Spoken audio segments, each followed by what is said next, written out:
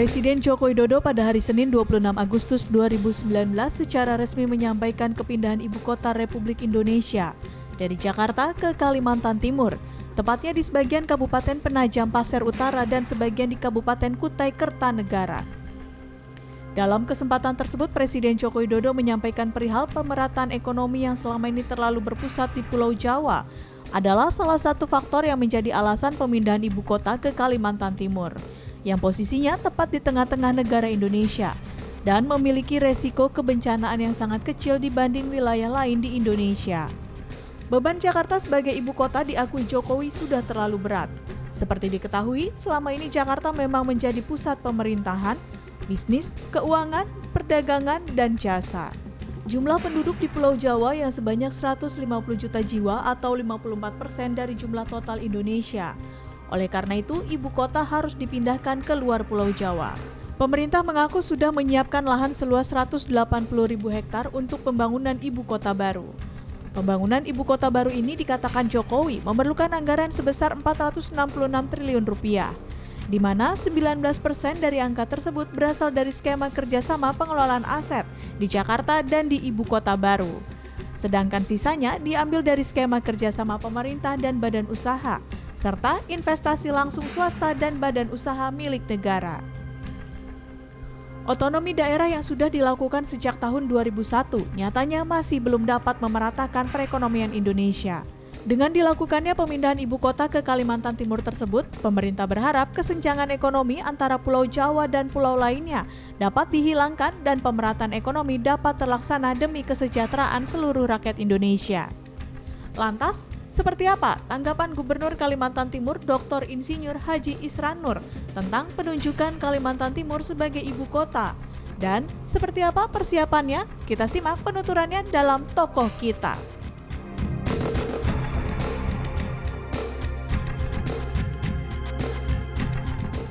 Ya, halo pemirsa, senang sekali saya Arif Madani bisa hadir kembali menjumpai Anda dan kali ini dalam program Tokoh Kita.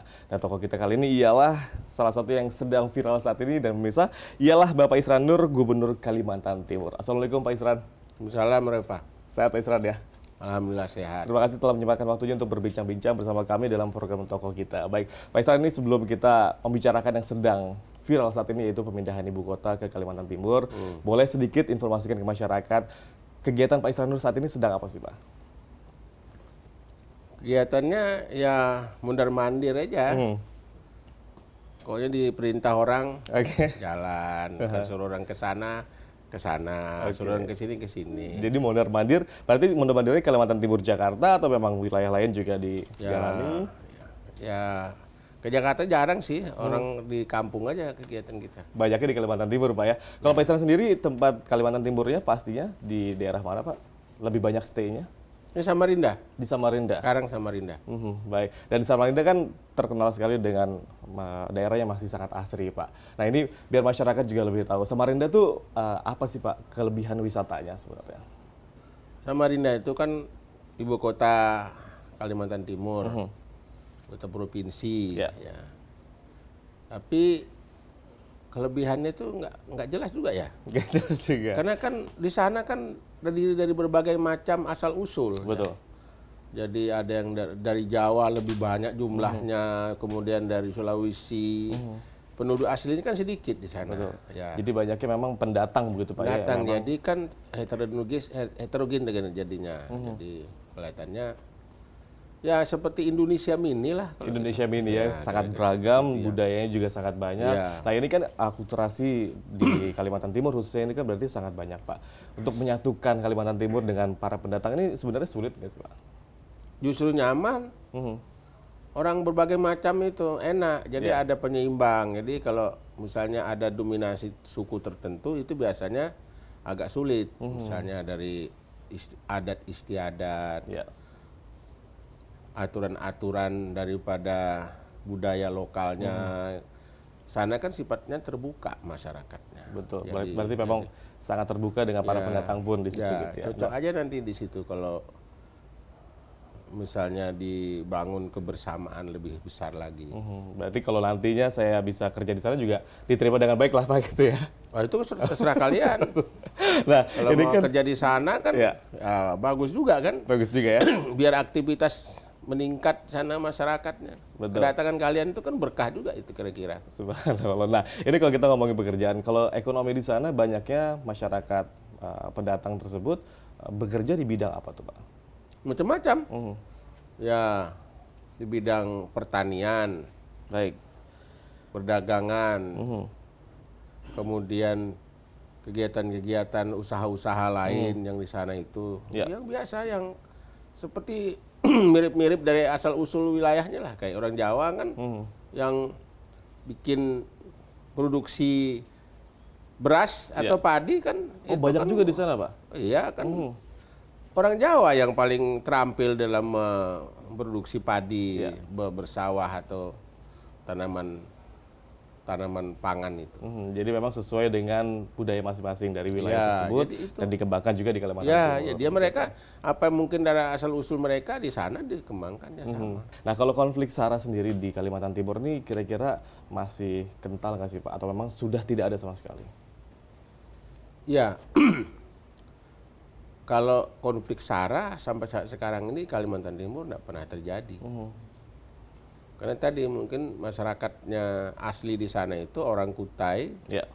orang Banjar, itu kan terbuka terhadap saudara-saudara yang datang dari luar. Betul. Jadi sampai saat sekarang ini di Kalimantan Timur tidak pernah terjadi, mudah-mudahan tidak akan terjadi konflik SARA itu. Betul, apalagi sampai sekarang kan ditunjuknya oleh Presiden menjadi calon ibu kota baru dari Indonesia begitu Pak ya? Ya itu sisi lain ya. Saya kira itu memang pekerjaan besar dan ide yang luar biasa. Saya kira Bapak Presiden mau menempatkan atau memindahkan pusat pemerintahan itu ke Kalimantan Timur. Baik, kalau Pak Isran sendiri mendengar kabar bahwa nantinya Kalimantan Timur akan menjadi calon ibu kota baru, reaksinya seperti apa ini Pak? Ya reaksinya bagaimana, harus bersyukur, berbahagia, dan termasuk masyarakatnya juga lagi senang-senangnya sekarang ini. Masyarakat pun senang-senang. Ya udah pasti senang mereka. Berarti memang dengan adanya rencana pemindahan ibu kota ini, masyarakat pun bisa Ya, menerima begitu ya? ya pasti karena beberapa waktu yang lalu ketika tanggal 16 Agustus itu diperkirakan sudah diumumkan itu di Kalimantan Timur waktu pidato di depannya Oh, oke. DPR, RI, DPD RI dan MPR Ya, laporannya. diperkirakan ya. Ternyata baru disebutkan ke Kalimantan. Aha. Nah, bahkan ada yang sudah buat spanduk ya. Iya. Tentang itu. Ternyata nggak jadi dibuka itu spanduk karena disebut Kalimantan. Ya, kalau Kalimantan kan bisa aja Kalimantan Betul. Tengah, Kalimantan Jadi sebenarnya Selatan. banyak yang ingin gitu Pak ya? Ya artinya itu sebuah wujud kegembiraan dan mereka menyambut dengan senang hati. Baik. Nah kalau Kalimantan Timur sendiri ini kan bisa dikatakan bahagia menerima kabar ini. Nah kalau nantinya masyarakat pun dengan adanya pendatang pasti banyak sekali imigran ataupun imigrasi dari wilayah lain. Tanggapannya seperti apa? Ya itu tidak bisa dihindari ya ketika ada migrasi, ada urbanisasi terjadi, ketika ada kegiatan sebuah rencana ibu kota baru, terutama dalam hal kan mendapatkan kesempatan-kesempatan baik di bidang ekonomi maupun ya kesempatan-kesempatan lain. Tapi saya kira ini kan namanya kawasan ibu kota kan akan ditata dengan baik nantinya. Jadi tidak semua orang bisa masuk ke dalam kawasan yang ditetapkan sebagai rencana ibu kota itu. Nah, tapi nanti pasti ada strategi untuk menampung itu. Ya ada 2 kota besar. Baik. Jadi Samarinda, Balikpapan. Nah itulah sebagai 2 kota inilah yang bisa menerima atau diatur bagaimana nanti migrasi dan urban itu terbentuk atau berjalan. Baik. Jadi Dan strategi untuk menata nanti itu seperti apa Pak kurang lebih?